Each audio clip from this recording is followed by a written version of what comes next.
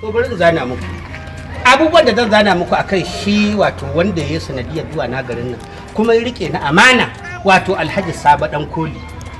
Ba ya abokanansa 'yan kasuwa, bai ba iya 'yan kasuwa abokanan kasuwanci su ne suka ci moriyarsa ba.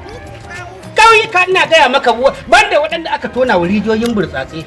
Asibitoci yakan je da kansa wani lokaci ya tura a taimaki likitoci da maganin da za a taimaki marasa lafiya. Sannan masu ƙaramin ƙarfi an taimake su. Banda wanda za a yi musu haihuwa da ɗaurin aure su ji a yi musu gadajen ƴaƴansu. Harkar sunan nan wani lokaci da abin da za a yi hakika da abin da za a yi ƙauri da gora da alewa ko dabino. Sannan ina so ku gane shi wanda yi sanadiyar zuwan magarin nan shi kaɗai ne wanda nake ganin zai iya min rikon da babu wanda ya sai rike ni. Na dogara ga Allah, na dogara gare shi. To ka san ita mutuwa tana kan kowa. Allah da ya fi mu son sa ya ɗauke shi. Ku tattaro ɗan kayan ku koma. Kuma kun ci tagomashin wannan bawan Allah. Alhaji Sabo Dan Koli.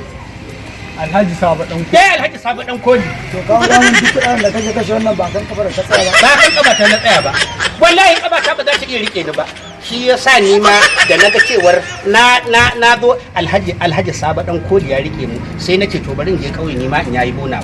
Na je na tattaro ku na dauko da wannan. To yanzu kawu ga yar makaranta ni yanzu dan jan dauko kaya na mun zo mu tafi. Yawa Allah ya maka albarka dauko yan gana ma gwam ɗinka ka zo mu tafi. Kai ma dauko kayan ka zo mu tafi. Wallahi kauye zaka koma. Kai sa ku da danya sai lin shaida ne kake yi. Kina la